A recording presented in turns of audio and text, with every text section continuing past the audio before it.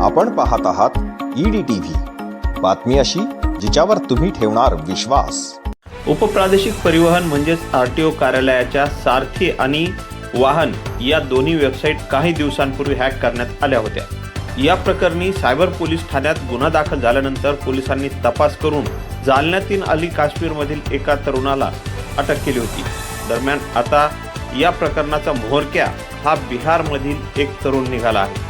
जालना येथील सायबर पोलिसांनी यापूर्वी जालन्यातील एजंट मुजाहिद उर्फ डॉन रईसुद्दीन अन्सारी वय 32 वर्षे राहणार नहादी कॉलनी जालना आणि जम्मू काश्मीरमधील ब्राह्मरी कुपवाडा येथील फैसल बशीर मीर या दोघांना अटक केली होती। या गुन्ह्याचा तपास करत असताना आता स्थानिक गुन्हा शाखेने म्हणजेच LCBने बिहारमधील टेंगराहा जिल्हा सहरसा राज्य बिहार येथील बिट्टूराज प्रमोद यादव या 24 वर्षीय बिहारी बाबूला अटक केली आहे।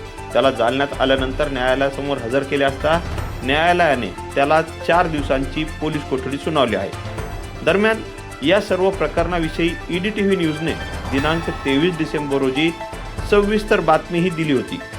या बातमीची लिंक देखील आपणास डिस्क्रिप्शनमध्ये पाहायला मिळेल।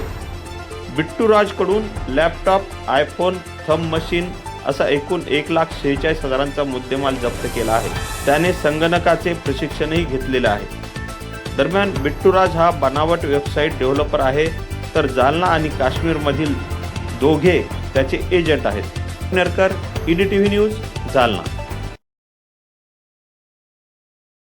गरम गरम लुसलुशीत हुरडा, मुलांसाठी खेळणी, चुलीवरचं जेवण, ॲडव्हेंचर गेम, निसर्गाचं सानिध्य, ग्राहकांचे स्वागत, दही धपाट्यांचा नाश्ता, AC नॉन AC निवास व्यवस्था, बोटिंग, मैदानी खेळ, उंटाची सवारी, वॉटर पार्क हे सर्व गोकुळ कृषी पर्यटन केंद्रामध्ये, नंदापूर माळाची गणपतीजवळ, जालना।